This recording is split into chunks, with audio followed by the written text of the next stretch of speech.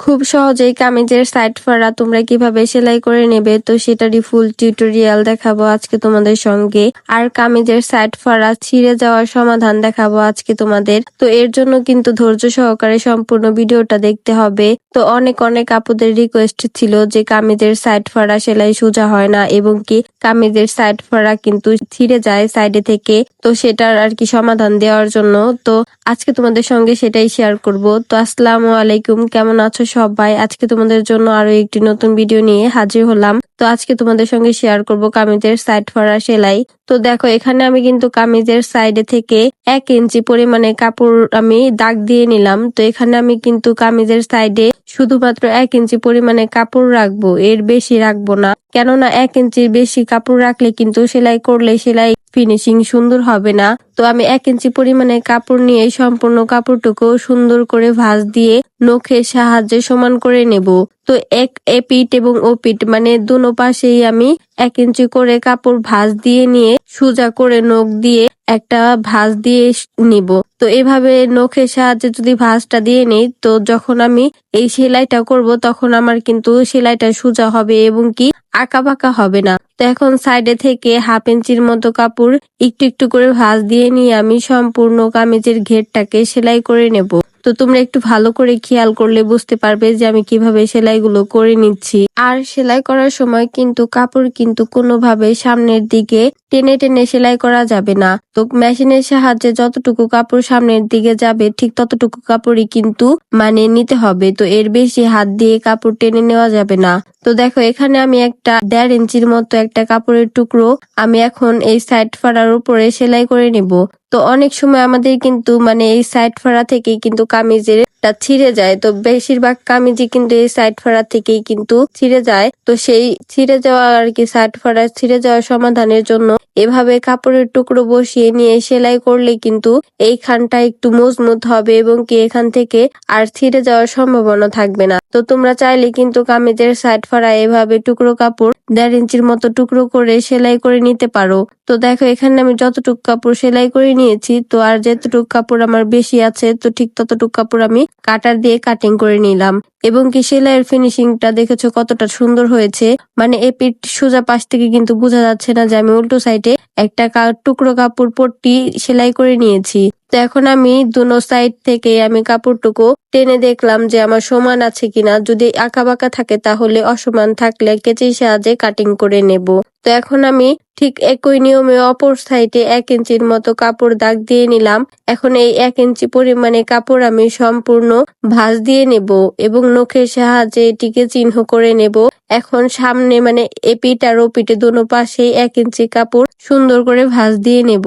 তো তোমরা কিন্তু ঠিক একই নিয়মে সাইড ফাড়াটা এভাবে সেলাই করবে, তাই কিন্তু তোমাদের আর সাইড ফাড়া সেলাইতে অসুবিধা হবে না এবং কি কাপড় বাঁকা হয়ে থাকবে না। তো তোমরা যারা নতুন তো তারা কিন্তু বেশিরভাগ কাপড়াই সাইড ফাড়া সেলাই করতে গেলে সামনের দিকে কাপড় করো কি টেনে টেনে সেলাই করো। এর জন্য কিন্তু কাপড়টা কিন্তু তোমার কোনা থেকে বাঁকা হয় বা সাইড ফাড়ার সেলাইটা সুন্দর হয় না। তো প্রতিটা কাজই কিন্তু করতে গেলে ধৈর্য সহকারে কাজ করতে হবে। তো ধৈর্য সহকারে কাজ না করলে কিন্তু কাজ সুন্দর হবে না। তো দেখো, আমি কিন্তু ঠিক এই পাশেও একটা 1.5 ইঞ্চির মতো কাপড়ের টুকরো ভাঁজ দিয়ে তারপরে সাইড ফাড়ার এখানে সেলাই করে নিব। তো এই 1.5 ইঞ্চির মতো কাপড়ের টুকরো যদি আমি এভাবে সাইড ফাড়ায় সেলাই করে নিই, তাহলে কিন্তু কামিজের সাইড থেকে যে ছিঁড়ে যায় তো সেটা কিন্তু আর ছিঁড়বে না। তো এটা কিন্তু একটা মানে খুবই উপকারী একটা ট্রিক্স। তো তোমরা চাইলেই কিন্তু এটা ফলো করতে পারো। তো দেখো, এখন আমি সম্পূর্ণ কাপড়ই কিন্তু 1/2 ইঞ্চি করে ভাঁজ দিয়ে সেলাই করে নিলাম। তো ঠিক তোমরা এইভাবে 1 ইঞ্চি পরিমাণে সাইড ফাড়া থেকে কাপড় রাখবে।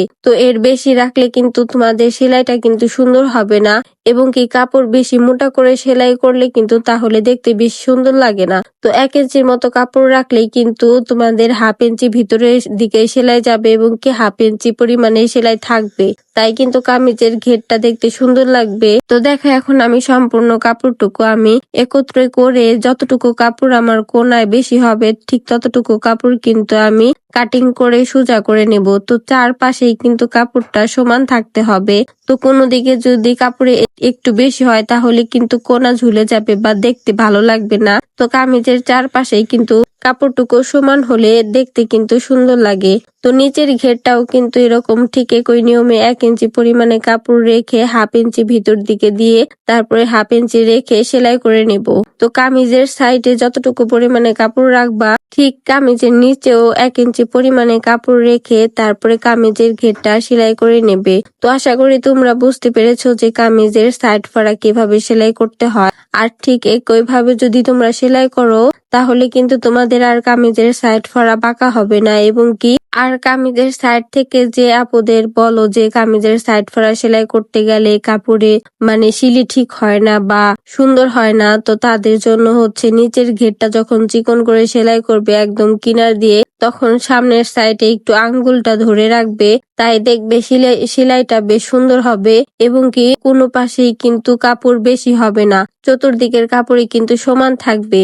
আর চতুর্পাশের কাপড় যদি সমান না থাকে তাহলে কিন্তু কামিজটা পরলে দেখতে সুন্দর লাগবে না, দেখা যাবে এক পাশে বেশি হয়েছে বা আর এক পাশে কম হয়েছে। তো প্রত্যেকটা কাজ যদি তোমরা সুন্দরভাবে করো তাহলে কিন্তু তোমাদের কাস্টমার গুলো কিন্তু খুশি হবে, এবং কি তারা তোমার কাছে রিপিট আবার ড্রেস বানাতে দেবে। তো আমি কিভাবে সেলাইগুলো করে নিচ্ছি তো আশা করি তোমরা বুঝতে পেরেছো। তো তোমরা যারা ফেসবুক এবং টিকটক থেকে দেখছো তারা ফলো দিয়ে দিও, আর ইউটিউব থেকে যারা দেখছো তারা প্লিজ সাবস্ক্রাইব করে দিও। তো তোমরা কিন্তু টিকটকের এত আপুরা তোমরা কিন্তু চাইলে আমার ফেসবুক পেজ আবার ইউটিউব চ্যানেলটাকে একটু কষ্ট করে ফলো আর সাবস্ক্রাইব করে দিতে পারো। তো এটা কিন্তু তোমাদের কাছে আমার রিকোয়েস্ট রইলো। তো দেখো এখানে কিন্তু তোমাদের সঙ্গে কথা বলতে বলতে আমার সম্পূর্ণ কামিজের ঘেরটুকু কিন্তু সেলাই করা কমপ্লিট হয়ে গেল। তো দেখো কামিজের সাইডে যে আমি এখানে উল্টো সাইডে যে পট্টিটা সেলাই করে নিয়েছি, উল্টো সাইডে যে কামিজের পট্টিটা সেলাই করে নিয়েছি 1.5 ইঞ্চির মতো, তো এই পট্টিটা কিন্তু বেশ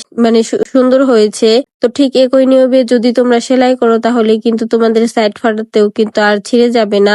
দেখো এখানে কিন্তু আমার চারপাশে কামিজের সম্পূর্ণ কাপড়টুকু কিন্তু একদম সোজা হয়েছে, কোনোটার থেকে কোনোটা বেশি হয়নি, চারপাশে একদম সমান সমান হয়েছে। তো এভাবে যদি তোমরা সেলাই করে নাও তাহলে আশা করি তোমাদের আর সাইড ফাড়া সেলাই করলে অসুবিধা হবে না। তো তোমাদের কাছে যদি আজকের এই ভিডিওটা ভালো লেগে থাকে তো প্লিজ একটি লাইক, কমেন্ট, শেয়ার আর রিপোস্ট করে দিও। তো আর কি কি ভিডিও চাও তো সেটার একটা কমেন্ট বক্সে কমেন্ট করে যেও, আমি তোমাদের সেই ভিডিওগুলো দেওয়ার চেষ্টা করব।